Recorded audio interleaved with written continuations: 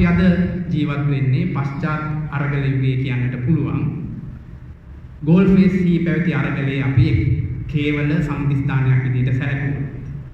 හැබැයි එහෙම නොවි නිදහසෙන් පස්සේ ලාංකිකයෝ හැටියට අපගේ ජීවිත දිහා අරගෙන බැලුවොත් සමාජ ජීවිතය, සංස්කෘතික ජීවිතය, ආර්ථික ජීවිතය අපේ සහ අපේ රටේ එය කිසිසේත්ම නැවතුම් වූ පශ්චාත් අරගලයක් නෙවෙයි. අපේ ජීවිත කාලයේ පුරාම අපි නිරත වෙලා සිටින කේවල අරගලයක තමයි අපි තාම නිරත වෙලා ඉන්නේ. හැබැයි අවාසනාවකට හෝ වාසනාවකට මේ ගෝල් ෆේස් අරගලය ජූලි 9 වෙනිදා සංකේතාත්මකව නිමාවට පත් වුණායයි අපි බොහෝ දෙනෙක් විශ්වාස කරන ඒ අරගලය දේශපාලනය පිළිබඳව සහ රටේ ප්‍රශ්න පිළිබඳව, ආර්ථිකය පිළිබඳව සහ අපගේ පැවැත්ම පිළිබඳව අලුතෙන් හිතා බලන්නට නැත්නම් අපගේ සාමූහික ජීවිතය අලුතෙන් පරිකල්පනය කිරීම සඳහා විශාල අවකාශයක් නිර්මාණය කළා. ඒ නිර්මාණය වූ අවකාශය තුල තමයි අපි මේ වගේ සංවාදවල නිරත වෙන්නේ. ඒ නිසා මම හිතනවා මේ සංවාදයක් අපේ දේශපාලන ක්‍රියාවේම එක් කොටසක් කියලා. ඒකට හේතුව තමයි අපි හැම වෙලෙම හිතන එකක් තමයි දේශපාලනය කියලා කියන්නේ එක්තරා දුරකට බලය, රාජ්‍ය බලය පැහැර ගැනීම හෝ අත්පත් කර ගැනීම, ඒ වෙනුවෙන් ක්‍රියාත්මක වීම සහ ඒ වෙනුවෙන් නිශ්චිත ඉලක්කයක වැඩ කිරීම සහ ඒකට එරෙහි සියලු බලවේගත් එක්ක නිරන්තරයෙන් සටන් කිරීම. අර රාහුල අය කිව්වා වගේ අර පක්ෂ දේශපාලනය කියලා බොහෝ වෙලාවට අපි නිෂේධාත්මක අර්ථයකින් කල්පනා කරන්නේ එවන් දේශපාලනයකට. එවන් දේශපාලනයක් පිළිබඳව. ඒකට හේතුව තමයි අපි යම්කිසි දේශපාලන මතවාදයක් ඔස්සේ ගොඩනගාගත් අනන්‍යතාවක් වෙනුවෙන් ක්‍රියාත්මක වෙනකොට, සටන් කරනකොට, ඒ අනන්‍යතාව බලාත්මක කිරීම සඳහා දේශපාලනයේ යෙදෙනකොට අනිවාර්යයෙන්ම එයින් බැහැර කෙරෙන විශාල අනන්‍යතා ප්‍රමාණයක් තියෙනවා. අරගලය ගත්තොත් නැත්නම් අපි ගෝල් ෆේස් අරගලය යනුවෙන් හඳුන්වන ඒ සංසිද්ධිය ගත්තොත් ඒකේ තියෙන සුවිශේෂත්වය තමයි අපි හැමෝම දන්න විදිහට මේ අනන්‍යතා ගණනාවකට ඒකට එකතු වීමේ විවෘත භාවයක් ආරම්භයේ සිට තිබුණා. හැබැයි අරගලයෙන් පස්සේ නැවත වතාවක් ඒ විවෘත අනන්‍යතා නැවත වතාවක් අර අධිපති අනන්‍යතා මත අනන්‍යතා වෙත උරා ගැනීමේ ස්වභාවයක් හෝ ඒ තුල තිබුණු අනිකුත් අනන්‍යතා බැහැර කරන සුළු ස්වභාවයකට පත් වෙලා තියෙනවා. ඒක එක්තරා විදිහක ඛේදවාචකයක් හැටියට අපිට දකින්නට පුළුවන්. හැබැයි අපි සමස්තයක් විදිහට දේශපාලනය කියලා කියන්නේ ඒකම තමයි.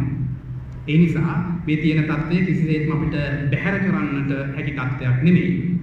හැබැයි ඒ තුලම අපිට වගකීමක් තියෙනවා. ඒ තුල කොහොමද අපි පෞද්ගලික හෝ සාමූහික වශයෙන් පරිකල්පනය කරන යහපත පිළිබඳ කාරණය මුදුන්පත් කරවා ගැනීම සඳහා දේශපාලනීය ක්‍රියාවෙහි යෙදෙන්නේ කියන එක. ඉතින් ඒ පිළිබඳව යම් අදහස් කීපයක් ඔබ සමග බෙදා හදා ගැනීමට තමයි මම සූදානම් වෙන්නේ. ඉතින් ඇත්තටම අර මම මෙතෙක් කල කෙටියෙන් කිව්වා වගේ දැන් අරගලය කියන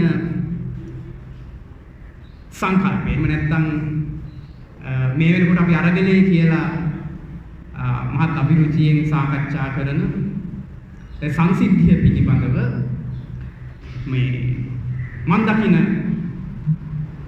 ආකාරය කෙටියෙන් සාකච්ඡා කිරීමට කැමැතියි.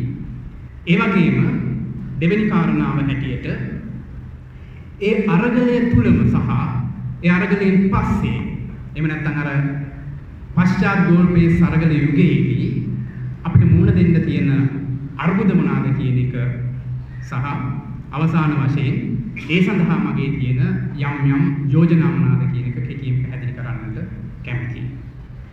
එතකොට පළවෙනි කාරණාවට ගියොත් මේ අරගලය කියලා අපි අදහස් කරන්නේ මොකක්ද කියන එක ගත්තාම අපි සියලුම දෙනා දන්නවා. දැන් මෙතන මට පාලිතගෙන් දැක ගන්නට නැත්නම් අහන්නට ලැබුණු කාරණා දැනගන්නට ලැබුණු ආකාරය අනුව මෙතන රීබිල් ශ්‍රී ලංකා සංවිධානය තුළ ගොනු වෙලා තියෙන්නේ නිර්පාක්ෂික අරගලකරු නැත්නම් නිර්පාක්ෂික අරගලයේ සමාජිකී සංඛ්‍යාව. හැබැයි ඒත් එක්කම අපි දන්නවා මේ ගෝල්ෆේස් අරගලය ඉස්මතු වීමට අප්‍රේල් මාසයේ ඉස්මතු වීමට ඒ වගේම තමයි අරගලය අඛණ්ඩව දින 100කටත් අධික කාලයක් තිස්සේ ගෝල්ෆේස් වගේම දිවයිනේ සෑම ප්‍රදේශයකම බලාත්මක වීමට ඒ වගේම තමයි අරගලයේ ප්‍රමුඛ සටන් පාඨ දෙකක් වෙලා තිබුණු එවක රටේ පාලන තන්ත්‍රය හිමි කරගෙන සිටි ජනාධිපතිවරයා සහ අග්‍රාමාත්‍යවරයා ගෙදර යැවීම කියන ප්‍රධාන සටන් පාඨ වටා විශාල පාක්ෂික නිර්පාක්ෂික පිරිසක් එක්රැස් වෙලා සිටියා. මම හිතන්නේ ලංකාවේ ඉතිහාසයේ ප්‍රථම වතාවට මෑත කාලේ සිදු අරගලවල ප්‍රථම වතාවට පොදු ජන සහභාගීත්වයේ උපරිමයෙන් ලැබිච්ච අරගලයක් ඒක. අපි දන්නවා විශේෂයෙන්ම 2009 යුද්ධය අවසන් වුණාට පස්සේ අරගල ඉස්මතු වුණා. ඒවා ඇතැම් අරගල ජයග්‍රහණ වලින් සහ සමහර වෙලාවට අමිහිරි පරාජයන් වලින් නිමාවටපත් වුණා. උදාහරණයක් විදිහට කිව්වොත් අර විශ්‍රාම වැටු පනත මුල් කරගෙන නිදහස් වෙළඳ කලාපයේ ඇතිවෙනු අරගලය, ඒ වගේම රතුපස්වල සිද්ධ වෙච්ච අරගලය, ඒ වගේම තමයි 2010-11 කාලයේදී ආරම්භ වෙලා 2014 පමණ නිමාවටපත් වුණු අපිත් යම් යම් මට්ටම් වලින් සහභාගී වුණු විශ්වවිද්‍යාල ආචාර්යවරුන්ගේ අරගලය. ඒ වගේම තමයි ඒ අරගල සියල්ලගේම ප්‍රතිඵලයක් හැටියට පශ්චාත් යුද කාලයේදී සිංහල ජාතිකවාදය නැත්නම් සිංහල බෞද්ධ ජාතිකවාදයේ ප්‍රමුඛ සහ එකම කර්තෘකයන් බවට පත් වෙලා හිටපු රාජපක්ෂ වාදය සහ ඒ ආණ්ඩුව පරාජය කරමින් යහපාලන මතවාද ඔස්සේ 2009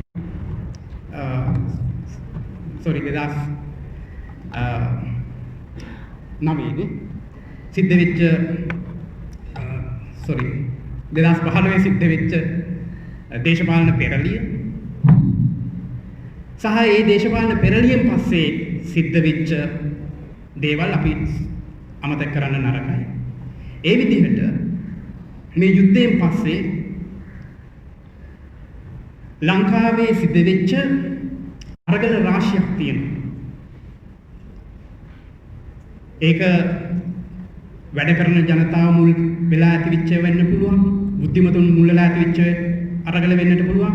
ඒ සියල්ලගේම එකතු වෙන සහ සිවිල් සංවිධානවල බලපෑමෙන් සිද්ධ වෙච්ච දේශපාලන පෙරළි වෙන්නට පුළුවන්.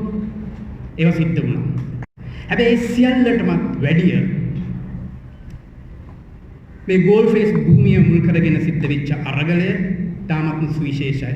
ඒකට හේතුව තමයි ලංකාවේ ඉහළ මධ්‍යම පන්තියේ පටන් පහළ නිර්ධන පන්තිය සඳහා දක්වා වන සියලුම සමාජීය පාර්ශව නියෝජනය කරන සෑම ජනතාවක් මේකට සහභාගී වුණා. ඒකට හේතුවක් තිබ්බා. ඒ හේතුව තමයි ප්‍රධාන වශයෙන්ම රටේ ඇති වෙලා තිබ්බ බරපතල ආර්ථික ගැටලුව. අපි සාමාන්‍ය බුද්ධිමතුන් විදියට සිවිල් සමාජ ක්‍රියාකාරකයන් හැටියට සමාජ ව්‍යාපාරිකයන් හැටියට අපේ දේශපාලනයේ ගොඩක් වෙලාවට සංවාදමේ තලයේ කතිකාමේ තලයේ එහෙම නැත්නම් බුද්ධිමේ තලයක තියෙන්නේ. හැබැයි එතනින් එහාට ගිහිල්ලා වැඩ කරන ජනතාව, ගොවි ජනතාව, පොහොර පිළිබඳ ප්‍රශ්නය, පෝලිං වල භූමි තැන් ටිකක් ගන්නට දවස් ගණන් පොලිමේ ඉඳලා මිය යන තත්ත්වයකට පත්වීම, ඒ වගේම තමයි ඉන්ධන ප්‍රශ්නය, ගෑස් ප්‍රශ්නය, ඒ විතරක් නෙමෙයි ගෑස් ටැංකි පුපුරලා ජනතාව මිය යන තත්ත්වයකට පත්වීම, ඒ අතර වාරයේදීම එවකට පාලන තන්ත්‍රයේ හිටපු නායකාරකාදීන් සාමාන්‍ය ජනතාවට කිසිසේත්ම විශ්වාස කළ නොහැකි ආකාරයට අර අපේ වචනෙන් කිව්වොත් එහෙම පිස්සු කෙරීම.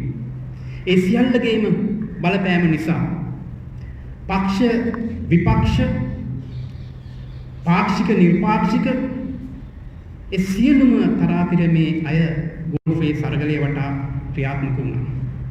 හැබැයි ඒත් එක්කම සිද්ධ වෙච්ච දෙයක් තමයි අපි දන්නවා මේ කවදාවත් නැති විදිහට ගම් නියංගම් පුරා අර ගෝටා ගමේ හෝ මයිනාගෝ ගමේ ශාඛා ප්‍රශාඛා ඇති වෙමින් මුළු දිවයින පුරා උතුරු නැගෙනහිර හැර උතුරෙත් යම් යම් තැන්වල දේවල් සිද්ධ වුණා අපි දන්නවා. හැබැයි ඒ අරගලයේම තිබ්බ එක ගැටලුවක් තමයි උතුර සහ විශේෂයෙන්ම නැගෙනහිර ඒ ජනතාව එකට දක්වපු නිෂ්ක්‍රීය ප්‍රතිචාර. එසේ වෙතත් අපි දන්නවා අවම වශයෙන් දකුණේ බොහෝ ප්‍රදේශවල අරගලයේ අනිවිදය අරගලයේ ස්වභාරාංශය පැතිරලා තිබුණා. එතකොට ඒත් එක්කම මේ කේන්ද්‍රගත වෙලා තිබ්බ ගෝල්ෆේස් අරගල භූමිය සෑම දිනකටම ටිකක් විවෘත වෙච්ච අවකාශයක් බවට පත් වෙලා තිබ්බා. ඒ අවකාශය තුල තිබ්බ සුවිශේෂම ලක්ෂණය තමයි ඒ සඳහා සහභාගී වෙලා හිටපු සෑම පාර්ශව කරුවෙකුටම පරිකල්පනය කළ හැකි අනාගතයක් සඳහා අපේක්ෂා දැල්වුවා. ඒක මම හිතන්නේ ඔය කොවිඩ් ආපු කාලෙත් ඒක ඒ විදිහටම සිද්ධ වුණා. උදාහරණයක් විදිහට කොවිඩ් ආපු කාලේ අපි දන්නවා සමාජවාදීන් විශ්වාස කළා මේ සමාජයේ තියෙන සියලු තරාතිරම් වල තියෙන පන්ති බෙහෙද වෙනස් කරමින් සමානාත්මතා සමාජයක් බිහි කිරීමේ අභිලාෂයක් සඳහා මේ කොවිඩ් වසංගතයේ දුන්නු පාඩම් අපිට වැදගත් වෙනවා කියලා. ඒ වගේම තමයි ස්වදේශිකවාදීන් නැත්නම් ජාතිකවාදීන් විශ්වාස කළා මේ විද්‍යාත්මක බටහිර නූතන භෝජනවාදී සමාජයට එරෙහිව මේ ජාතිකත්වය නැවත පරිකල්පනය කරන්න පුළුවන් අවස්ථාවක් තමයි මේ කොවිඩ් කියලා කියන්නේ. පරිසරවාදීන් විශ්වාස කළා මේක තමයි මේ නූතනත්වය නැත්නම් නාගරීකරණය.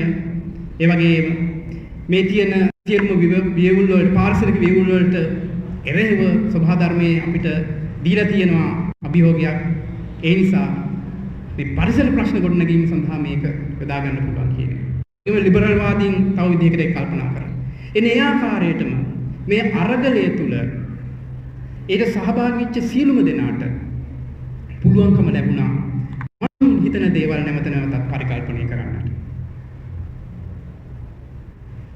මාක්ස්වාදීන් විශ්වාස කරන්නේ නැති මාක්ස්වාදී සමාජයක් මේකෙන් බිහි කරන්න පුළුවන් කියලා. ඒ වගේම තමයි බහුසංස්කෘතිකවාදීන් විශ්වාස කළා මේ ආගම් සහ ජාතීන් අතර තියෙන ප්‍රශ්න මැඩපවත්වලා යම්කිසි පොදු අරමුණක් වටා ජනතාව ඒකරාශී කරන්න පුළුවන් කියලා. ඒ වගේම තමයි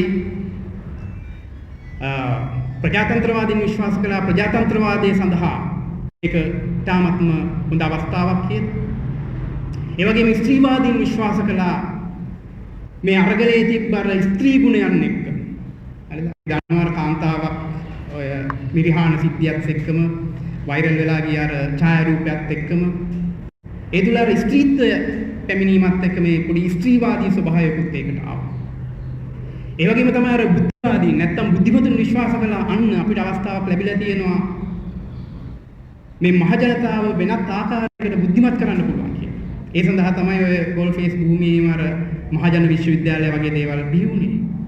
පුස්තකාල බිහි වුණේ. අර කියවීම පිළිබඳ වෙනත්.